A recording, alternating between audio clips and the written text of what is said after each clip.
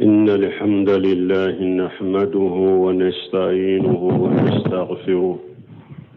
ونعوذ بالله من شرور أنفسنا ومن سيئات أعمالنا من يهديه الله فلا مضل له ومن يضلل فلا هادي له وأشهد أن لا إله إلا الله وحده لا شريك له وأشهد أن محمدا عبده ورسوله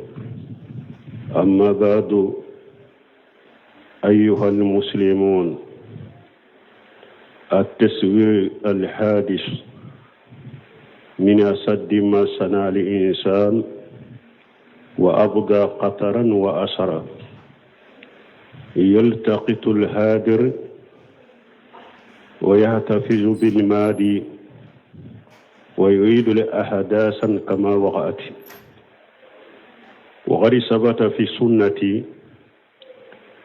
تحريم تصوير كل جروح آدميا كان أم غير آدمي وثبت الأمر بتمس صور ولان المصورين وأنهم الصد أجاب يوم القيامة أمبي الله تنو أمبا دمينيني أمبا يافدلي أمبا نيني ألا فيا كيسي كباني ركون تورو منان كبارا جوو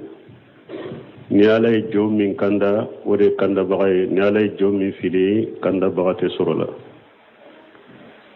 ambe sere ya ma shite minni bato ciala makka kani ala kelem fewte jonyogonte ala la ambe sere ya muhammadu la ka jondo la ka cide ndo kisini ne mabaka no temina ka boye silamau fotota choko kura min fule ninye jinya kono hada madenye bara minke bara min ka jugu kosobe ani hada madema barate bara min danger na kabo ani bara min no ka jugu balmo kateme nim feto tawuka balo bele bawde do foto ta min fulani nye ko min be keneka ko min ni hada madum ba kono foto bota ko min temena foto bo mara ko min kera foto ba ta kake ko mi akera sisa balma wasabatira sunna kono ninye foto nima foto tali o haramu yalini o sabatira ciden ka sunna kono o foto kera hadamaden foto ye sawa o foto kera fengore minte hadama denye fengo fen koni ninninde bala ninnima fende do a foto tali haramu yara ciden ka sunna kono o kera hadama denye sa o kera hadama den tanaye sawa asabatira ciden ka sunna kono kanyamarali ke ko foto anku tuse nima foto be mimbolo ko ika tinya o sabatira ciden ka sunna kono asabatira ciden ka sunna kono minye foto talawuye ku danga asabatira ciden ka sunna kono ko foto talawu ko yomale qiyama do kulu de ka janga kata ka gelebeye wani abdullah ibn mas'ud radiyallahu anhu قال سمعت رسول الله صلى الله عليه وسلم يقول إن أسد الناس أجاب يوم القيامة المصورون منتفق عليه عبد الله بن مسعود ko ciden ko kisini nema baka ko mogo munun kala jaba ka gelebeye yomal qiyamah do ko ye foto talawde minye qatabi ako munya to foto talaw janga kata a jugu yara ka geleya ka teme beta ka yomal qiyamah do ko foto fule abe bato ko foto be mogo fitina ko mogo nimbe mile ata photo la jelima o de ato photo talaw janga kata gele yara qiyama ni Abdullah ibn Mas'ud ka hadisay وعن ابن عباس رضي الله عنهما قال قال رسول الله صلى الله عليه وسلم كل المصور في النار يجعل له من كل صورة صورها النفس فيوجبه في جهنم ni hadisa rawahu Muslim Abdullah ibn Abbas ko ciden ko kisini nema baka ko foto tala bebe jannaba tasma ko kullu musawwir fi nar ko foto tala bebe jannaba tasma ko an kambe nema foto de mare foto tala be ko abebe tasma ko ni hadisa koso qad sarraha al ulama بأن النهي عام لصور الشمسيا وغيرها كالإمام النووي والحافظ بن حجر وغيرهما نند قصو نتيدن كل المصور في النار دونك بغو يا جيا كو بالي من فلان نتيدن مو بالي فوتوتالا كو أبي فوتو من الشمسية يكون أباري فوتو ko ciden ka balilina ka haramu yalibe uluta ani ulutana don ka ba munun yin fo imamu an-nawawi anal hafiz ibn hajari anin nunu na nyogona fula nu fula no nyogona uyayira ko ciden ye balilin min ke photo tala ko photo sugu bede ba ko photo ma bo photo la de ko photo sugu bede be nin kono photo mi ni fari kolo bala o mu fari ube fari kolo tala foto mi ni ya jonni suma balawo suma talawo foto mi na desera ni bolo de wa ube foto mi na tara ni appareil de wa akera appareil numbe foto ta ube akera telefoni yo foto mi ni kuloru mateo kon nimbe foto bede ta ko bede haramu yalelo ko ciden ka hadisawo حديث ورنا عن عبد الله بن عمر رضي الله عنهما قال قال رسول الله صلى الله عليه وسلم إن الذين يصنعون هذه الصور يعذبون يوم القيامة يقال لهم أحيوا ما خلقتم ni hadisa fana wari muslim benala Abdullah ibn Umar ko ciden ko yawmal qiyamah do ko le ya me cide ma ko ciden ko mogo munun be nin photo nunun dila ku be la jaba yawmal qiyamah do ko ala ba fuye ko aye photo munun ta aye ninka ulade de fana te sinin te fana bolo photo tala ko ciden ko mogo munun be nin photo nunun ta ku be la jaba yawmal qiyamah do ko abe fuye aye munun dila aye munun photo ta jiya kono aye ninke ula nin fana ye photo tale haramuya wani abil hayyaji al asbi qala li ali ibn abi talib alla abu asuka ala ma basani alayhi rasulullah sallallahu alaihi wasallam alla tadaa tumisala illa tamasitahu wala qabra musrifa illa sawaitahu arwahu muslim وفي رواية ولا سورة إلا تمستها أبي هياج الأسدي أقول دندنا كو علي بن أبي طالب كو علما يالين كي تشيكي بلا تشيدو لوا تشيدن دلا كنير تشيكي بلا نغنالا أبي هياج كو علي بن أبي طالب كو أيد دغو دو فايا كو تانين دغو ماشينانا نيتارا min yetti misala munima be ika be touche ka boye kaburu boye nu ya dilade kaburu be nu ya dila ka korta ka kogo jala yuka abecci kuni dugu kolo ke keleje ni hadisa be muslimu kono muslimu riwaye dola wala surata illa tamstaha tanin dugu masina ikana photo sitoe ikfo ika be touche ka be boye donc mbalmo nu ya iranna nin fana ya yiranna ko mogo ni ma photo de be e bolo i ka telefoni kono ni ma photo de dilolembe e ka so kono ni ma photo de maralembe bolo e ka so kono i ka ta be cinya ciden ka nyamari kande do koy kana marade ika cinya ka boye wannan bi juhayfa radiyallahu anhu qala لأن رسول الله صلى الله عليه وسلم آكل ريبا ومواكله والموصومة والمتوسمة والمصور رواه البخاري هل سوري أنا بالجهيفة أقول ألك تشيدي كو تشيدي ريبا دونا كو تشيدي دانغا مغمين بي مغلا دومني ريبا لا كو تشيدي دانغا mugommin ba tamanci idangalendo min bini tamanci dangalendo ko cidenye foto talau danga ni hadisa abe bukhari kono balmo hadisa werebe wana na bitel hata de bolo qala rasulullah sallallahu alaihi wasallam inna lil malaikatu la yadkhuluna baytan fihi kalbu wala suratu ko ciiden ko malikaw teddo sokono soso ni wulude ba kono ube soso ni fotowde maralemba kono ko nema malikaw teddo ye balmon ni hadisa ko so ni hadisa chama doni ke baga sabati lewni doni ke baga nyuma yayira ko fengo fenyen ni ma foto ko abetali haramude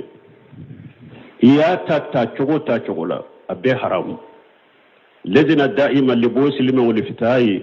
o yayira ko foto chogo beye haramuye fengo fenyen ni ma foto Sheikh Muhammad bin Salih Uthaymin rahimahullah anyinin kara ko kam mo foto ta kamera puri ka to kam mirina katasina be chogo de akwa haramu ya lende do ni foto mara lembe mo min bula ko ta fara dikata jani ko a haramu ya rai ka foto ta kamera ko paske ciden ko foto be soso kono dudu kono ko malikate doye ko malikiya mimbe malikiya doni balika so kono ko hera tola ko ikata ciyande wambali ma hadisa chaman na nyona de ninya na namba aisha ta fana bolo ciden ko ya aishatu asaddu an-nas ajaba inda allahi yawm al-qiyamati alladhina yudakhuna bi khalqillah dondo la ciden ko aishatu ma hadisa jando kono ako aishatu ako mu'minun kalla jabaka geleni beye yawmal qiyamah do munum ba fo kulu be alaka dalila dege foto talaw balmo nunu ya yiranna ni hadisa menen ko fe mugo shika kuma te mina ciden ka kuma koro don ke ba munum bu ka foto ta ka chari o ba fo pente foto la aka do ku ye kuma min fo kuma la fulendo kuma fu dole ke ba munun yere bu ka foto ta jamana kono ka chari o ba fu ka fatawa kono wani ko dersu kono ko fente appareil photo la fente téléphone photo la kuma la fule kuma fu o kera mo sugu ye ko mo ye qur'ana kala aba kunna o kana umarasa ko mo be arabu kando kana umarasa ko diplôme be mo bolo kana umarasa ko mo kala na jami'a la o kana umarasa ko jama be mo no fe o kana umarasa ciden de ka kuma ba min al ilmu qala Allah wa qala ar-rasul wa qala sahabatuhum ulu irfan doni yede ala kote ciden kote sabo kote nunu de doni ke bawuya kayina man kana ikera mo sugo ni kuma fo kuma min ni ciden ka hadisa wuta nyogonta kuma fu bidda kuma lafule awabe kuma munum be doni ke bawula ya abe doni ke bawu munun yewulu yerebu ka foto takka cari ube haramuda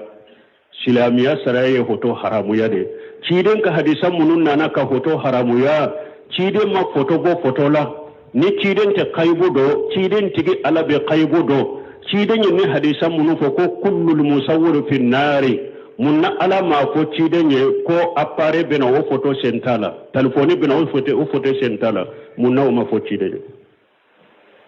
ala bado ko appare bena ala bado ko telefonu bena jiya kono munna alama wahaw cicide ma kon nunu sentala ciden fana ko kullul musawwir ciden ko inna asadda an-nas ajaba yawm al-qiyamah al-musawwiruna ama foto bo foto la ni ciden ta ko dogole do na ta do ko apparu bina telefoni bina ala ko ribado mesigala ya faye ko apparu foto sentala de telefoni foto sentala hada maden ka sirala je ewa photo jugumo ye munye ibe don amuso ben jew ben fol telefone falendo ceni musa ya photo wula o video balmo ni ne ko jugu bele wala bani haramu bere bere bay photo min bi ka telefone kono haramu elendo ibake ka muso lankolo munu lajani ce lankolo anube ceni muso ya filmu min ka telefone ko lawra yere fana lajeli ka haramu jolu de fule ka sisa photo doyo munye dobe mo do ka photo tawte gwa kalama ka chari ni nya haramu ye musomanu do abaka photo ta kabila tere musoma uba ka photo ta kabila abali masuru do ma ubi abaka photo ta ka chi mo do ma ko nebi nyini furula ika photo bila kana iba soro atigi hani ka nyini ni ate botuguni ebi ka photo chi nunu ma ni photo bora e bolo eta danyoro do tuguni nunu ya haramu ye aka yere kolo suma de ni photo bora e bolo konne ya cintere muso de ma ne ya cimbali masuru de ma abeta da yuro me eta do tanka bora e bolo kaba adanyoro e todo aka yere kolo shi photo ta juma haramu ya lendo konyo yoro wula kanyogon photo ta konyo yoro wula kanyogon filime nunu ye kode nu ya haramu bele bele bele kuma mana mugo munumbu chari konyo jama konyo yoro la ka photo ta ku chari ka filmu ta ku chari balma nunya haramu bele bele ba mo ku yere ko suma mo ka photo ta shera hari su fanama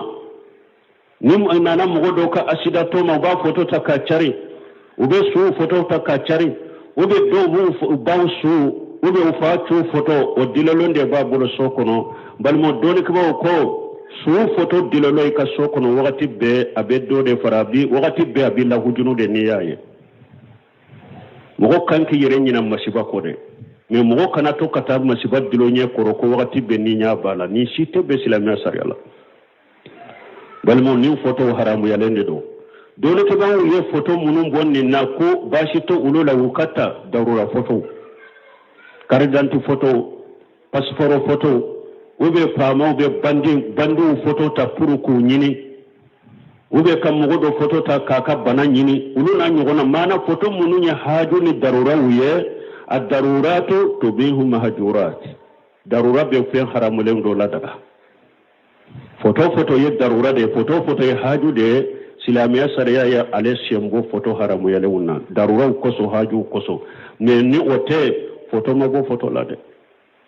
awa karamu munumbu yere photo tala ka chari ka fo mogo ye ko photo ta daga lendo aka do doni to ban ya yira mogo ni e ba ke ka photo de chari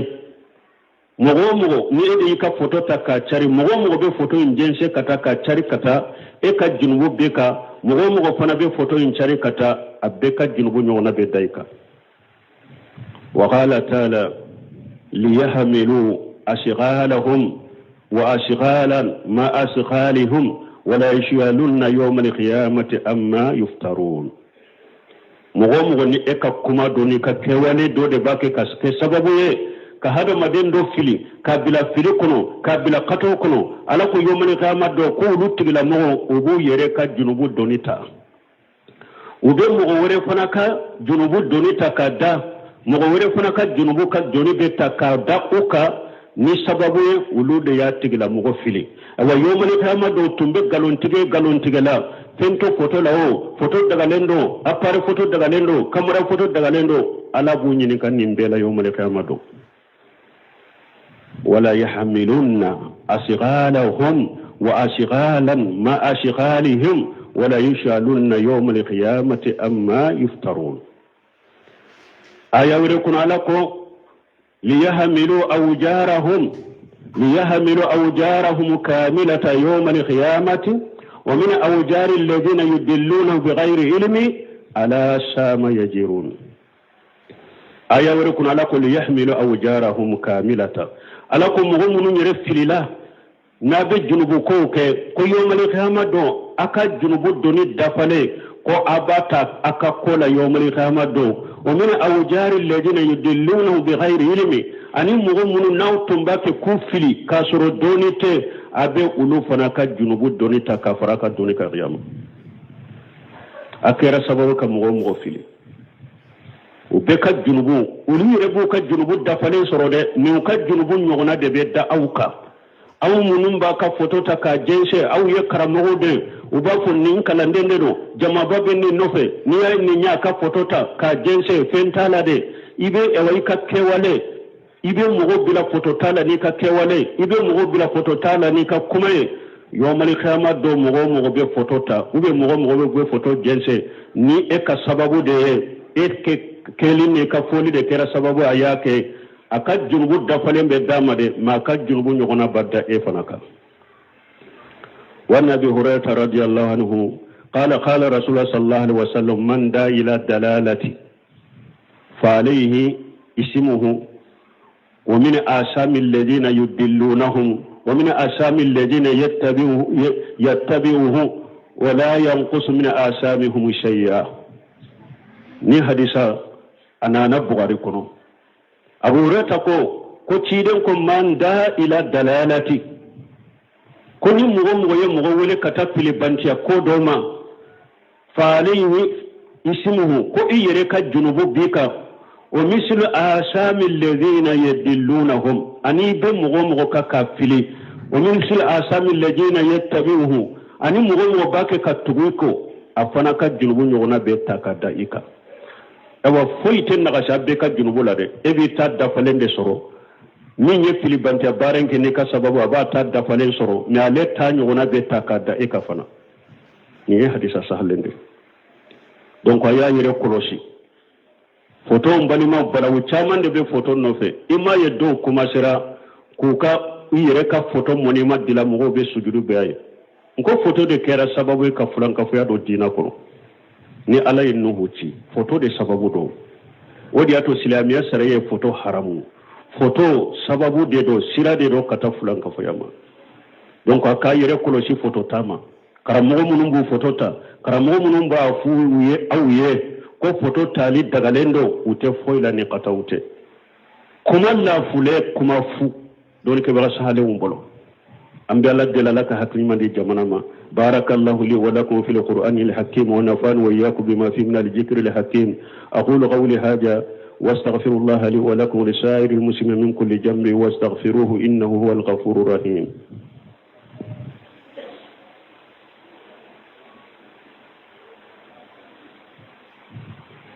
الحمد لله رب العالمين والصلاة والسلام على نبينا محمد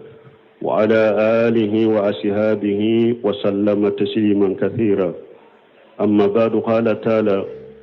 إن الذين يحبون أن تشيع الفاحشة في الذين آمنوا لهم عذاب أليم لهم عذاب أليم في الدنيا والآخرة والله أعلم وأنتم لا تعلمون وانبالمون فتو تشارلي من فلنينيه akera karamogo ka foto ye akera musomani eri ka foto ta ka chari akera mogo wore ye foto chari li min fule na chi li min fule nyogon ma bara jugu jenselende de dugu koloka ala fana ko qur'ana kono ako innal ladhina yuhibbuna an tashia al fahisatu fil ladina amanu ala ko mogo munu naw ba fe ka ko jugu chari mumunu chela aw badu ko munu nye junubu ye ko munu nye ko jugu ye mo munu nyu chari bagaw ye mu'minu chela ala ko qur'ana kono lahum azabu alimu fi dunya wal akhirah akol la jaba de ben nun tigla mo ye la jaba bimbu la dimijian ani lagra ala de be fendo awte fendo e waya yere kolo ci nim photo ko lambal mo photo ye haramu de appareil photo do téléphone photo do photo ye haramu de photo tali haramu do karamo munum bu photo ta karamo munum ba fu ko photo daga la kuma la fule kuma fu ube photo tamina haramu ubake ka mo bila photo tamina ube mo bila haramu de la akana tugu ko de photo munum ga ka téléphone ko na ya betouche aka yere ko ci photo tama hadisa do be na an qala rasulullah sallallahu alaihi wasallam yakhruju nunuq من النار يوم القيامة له عينان تبصران وأذنان تسمعان واللسان ينطق يقول إني أكلت بثلاثة بمن دعا مع الله إله آخر وبكل جبار أنيد والمصورين رواه ابن ماجه وصححه الألباني كيرين كو يوم القيامة دو قيامة كنكا نبي جورو قيامة كنكا أقول جهنم تاسما يرودو دي بيبو تاسما كنو نيايه أبي كومي كا أبي كومي نيامي كا أبي كا جهنم يرودو بي ولي كبو جهنم كنو نيايه أبي كومي كاندو نيا فلا بالا نيا فلا يمبي يليكي تلو فلا بالا تلو فلا يمبي مينيكي نيمبي على نيمبي كما وبا يانغا قيامة كنه مغوكا أو بافو على ينتي jamakulu sabade kama bi nkana ulu tomo qiyama kene ka kujigi jahannaba kono jamakulu folo munu nye fenwure bato kafara alaka munu nye fenwure wale kafara alaka ala ya nechi bi nkana ulu tomo kabo mo chela qiyama kene ka kujigi jahannaba kono munu mo folo na wa bi kulli jabbari anidi ani jiya kono mi yere sago kala eyere bado ni mani eyere bado ni haramalendo ibake ki sago ke kake ka mugo tonyo kanna geleya ninde jamakulu fulana ala ne nyamari an kana nunun tomo kiyama kene mugo che tola chela nkatu fili jahannaba ko mugo sabana oli musawwiri o bili musawwiri ani foto talaw jamakulu sabana foto talaw ala ne nyamari yabbi qiyama kene mugo chela mugo munun tumbe jiya kono fengo fenye nima foto de nube foto uta ala yennechi kun kana ulutto mo kubo qiyama kene jama chela ku jigi jahannaba kono walmo ni hadisa sahalende donc mbalimo hari munum bafo ko appareil photo téléphone photo ko sosoli kera law nin janga kata gele munu fule ka fo hadisa nunu na sisawo nunun be ko min nofe hari mogo keme bi kononton be ko adagara tayin ko a haramu yara janga kata bele bani kankari ma gele ba munun be ni hadisa nofe ni foto ko nofe haklima kanka yere fili wala haklima ikanka yere fili foto tala ba tanke nin kankari ma gele ni la jaba gele koso hari mogo keme bi kononton be ka fo appareil photo la dagara mogo tandoron ka fo haramu yara haklima imanka ye ala tanka kankari munun ba nofe janga kata munun ba nofe ka soro fana appareil photo ni telephone photo munun haramu yalen fulen ni nye mogo ye doni ke baga nyuma ni doni ke baga sabatile nda shima la daga o beya haramu yade appareil photo munun fulen ni nye telephone ka nyon tan photo tani telephone mun fulen ni nye abeya la haramu yade ban Sheikh Albani ko ako appareil photo nunun tali yere ka juguni kateme hari dese photo ka parce que dese kala fule na ya hada maden dese chogo ina tese ka tekele dese tese ka tekele nya 100%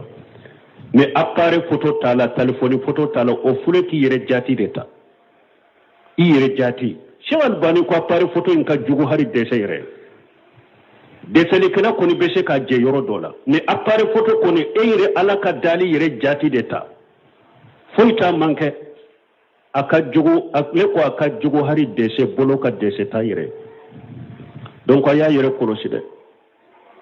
aya yere kolosi hay kayina mankana hada maden kera chugol kullu bani adama qatta wa khayru qatta'ina tawabina hada maden kera chugo abe qataw kalaw nyumaye munye mimbe tubi kasage akana miri karamogo munun be jamana kono ko jama bu nofe qur'ana durusilen bu kunna diplôme bu bolo garabu kando be no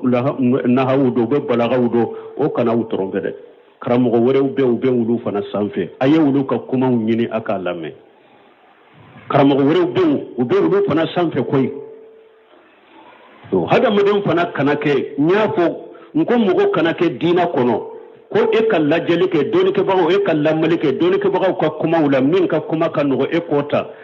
salafu salu koma man tatabba uruqasu faqad tajandara salafu salihu ko ni mugo ye doni ke bago ka kuma wala mede ko ka kuma wala je min ta kan no e bota imma ko te delala ko tigla moy munafiqide ni kuma fula fora ibe dere law na chogo de laje jon tani de law kasuru jon tayi sawabaye jonta katali ne ka dina kisiri balan farikolo kisiri bala ibode jate mina cinya be yoro mi kata me ka fo ninde kanno e ka don ko ka kuma ulaje o ka kuma ulame nin kanno doro ibota ko hay karasa fana don ko baye ay alaye ninde fo o ye munafiqiya da ni fashiya don ko ka kuma laje de min ka taka gele yere ni delila go odela dina kisili bodela farikolo kisili bodela ibode takabara kenai min taka no delila tala ni delila ute nyugonta ciden ka hadisa nana ma foto bo foto la ulu de bado kateme ciden ka ulu de bado kateme alaka e cide ala de yenni hadisa nunun bila tiyen du sukun kono ku bila nenka ku fo ala ma foto bo foto la tengo fenyi ni ma foto de ala ma foto bo foto la cide ma foto bo foto la eye mo jumanye eye donye ko e bena foto do bo foto la la hawla wala quwwata illa billahi al-aliyyil azim alaka hakil mandama ربنا آتنا في الدنيا حسنة وفي الآخرة حسنة وقنا عذاب النار ربنا لا تزغ قلوبنا بعد إذ هديتنا وهب لنا من لدنك رحمة إنك أنت الوهاب اللهم اجعل الإسلام والمسلمين وجل الشرك والمشركين ودمر أعداءك أعداء الدين برحمتك يا أرحم الراحمين سبحان ربك رب العزة عما يصفون والسلام على المرسلين والحمد لله رب العالمين